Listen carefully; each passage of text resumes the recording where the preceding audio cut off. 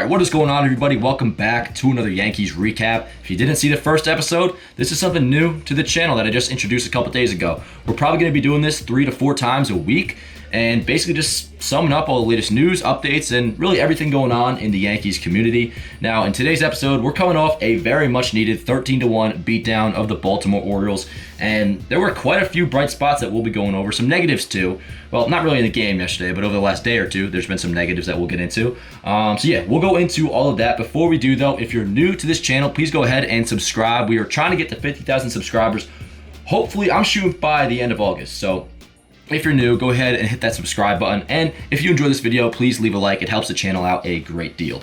But yeah, let's get into it. Starting out with a negative that turned kind of into a positive, no pun intended. But yeah, Gerrit Cole and Jordan Montgomery both tested positive for COVID-19.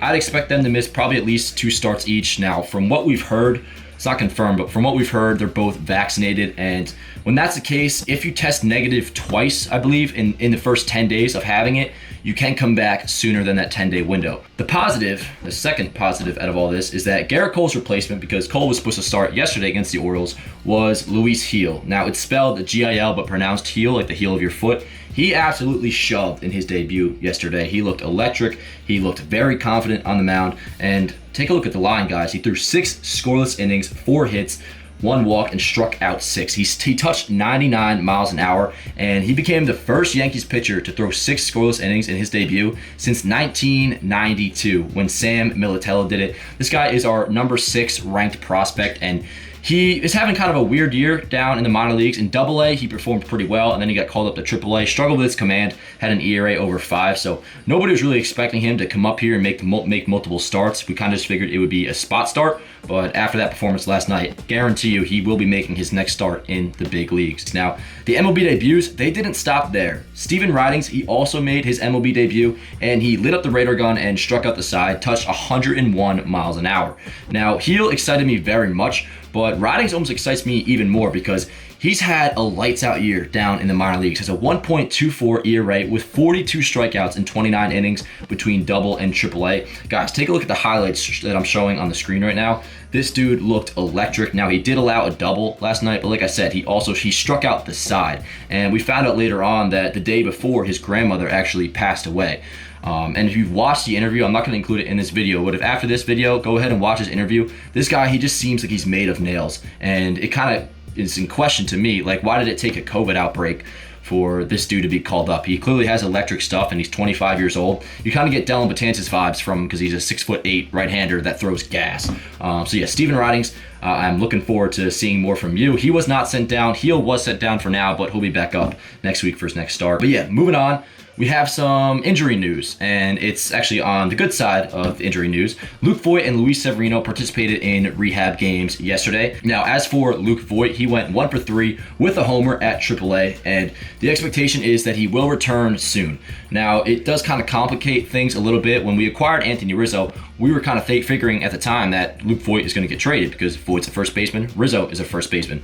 But now that Giancarlo Stanton is clearly capable of playing the outfield, and he's looked pretty good in doing so, you're probably going to see Luke Voit steal out of DH time. So if Voit can return late this week or next week, expect to see when he does play, either when Anthony Rizzo gets a day off, which won't be too often at all, or when Giancarlo Stanton can play left field, Voit will DH. Now, as for Luis Severino, the main positive to take out of this is this: we saw him on the mound. That's the main thing to look at here. But he went 2 1/3 innings, 2 runs allowed. I think he allowed a homer, walked 1, and he struck out 4. He's expected back in late August. And yesterday too, I had a thought that once Gerrit Cole and Jordan Montgomery were landed on the COVID IL, I was thinking, like, why not just have Severino continue his rehab up in the big leagues? If he can already go like 3 innings, I'll take 4 innings of a rehabbing Luis Severino at the big leagues. Well, Aaron Boone and Brian Cashman, they shut that down really quick. Apparently, it's not even a thought. So for now, expect Luis Severino to come back in late August. I think they said like August 20th to September 1st. And that's the same expectation for Corey Kluber as well. Moving on, the Yankees and the rest of MLB's 2022 schedule was announced. We are opening up at the Rangers. Opening day is March 31st next year. And then we have a 3-game set with the Houston Astros. We're playing in Houston after that Rangers series. And then our home opener will be April 7th versus the Red Sox. I almost said home opener at home, but that's kind of obvious.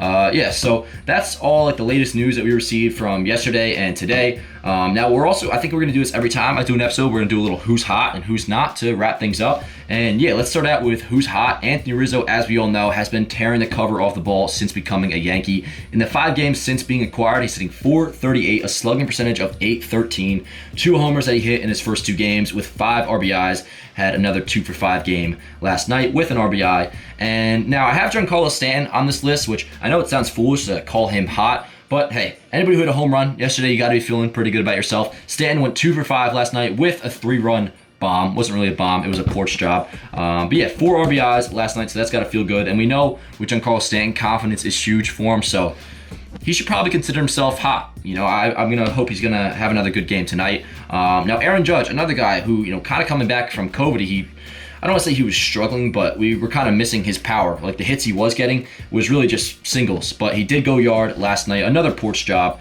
So that's good to see from Aaron Judge. Now, as for who's not hot, big fan of the guy, but so far things just haven't gone his way. That's Joey Gallo. He's batting 105 with a 28 weighted runs created plus as a Yankee with no homers and no RBIs. But when he has made contact, he has hit the ball very hard. I believe he has 2 doubles so far in the 5 games since becoming Yankee, and also with a handful of walks as well. But yeah, no reason to be nervous about Joey Gallo, and I'd say the same thing about Anthony Rizzo. If he was struggling, it's only 5 games in. Joey Gallo has quite the track record of big league success. He will be inconsistent here and there, but that's just kind of like the story of being a big leaguer sometimes. But yeah, anyways, that's going to do it for this Yankees recap. Let me know how you guys feel about these videos. I'm definitely going to be doing them. I'm planning on at least twice a week and hopefully 3 to 4 times, really just depending on how busy I am with my work at John Boy. But yeah, that's going to do it for this video, guys. I will see you guys next time. Let's go, Yankees.